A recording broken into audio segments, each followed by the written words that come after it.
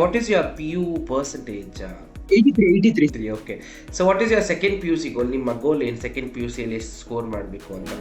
Sir 90+ sir. 90+. ಹೇಗಿತ್ತು ನಿಮ್ಮ PUC ಪಯಣ ಪರೀಕ್ಷೆ ಜೊತೆಗೆ? 11th ಅಲ್ಲಿ ಪರೀಕ್ಷೆ ನಾನು ತಗೊಂಡೆ crash course. 10th first PU ರಿಸಲ್ಟ್ಗೂ ತುಂಬಾ ಡಿಫ್ರೆನ್ಸ್ ಇತ್ತು ನನಗೆ.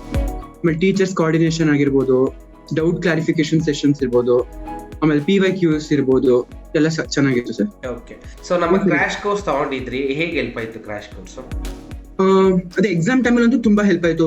ಅಂದ್ರೆ ಈಗ ನಾಳೆ ಎಕ್ಸಾಮ್ ಇತ್ತು ಅಂದ್ರೆ ಎಷ್ಟೊಂದು ಒನ್ ಶಾರ್ಟ್ ವಿಡಿಯೋಸ್ ಇರ್ಬೋದು, ಡೌಟ್ ಕ್ಲಾರಿಫಿಕೇಶನ್ಸ್ ಕೇಳ್ಬೋದಿತ್ತು. 24/7 ಇರ್ತಿತ್ತು doubt clarification.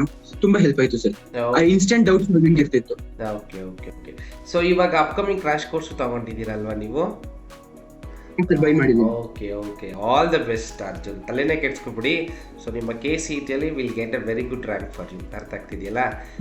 So all the best for your future Arjun. ನಾವು ಯಾವತ್ತೂ ನಿಮ್ಮ ಒಟ್ಟಿಗೆ ಇರ್ತೀವಿ. ಓಕೆ, ಇನ್ನೊಂದ್ಸತಿ ಸಿಗೋಣ.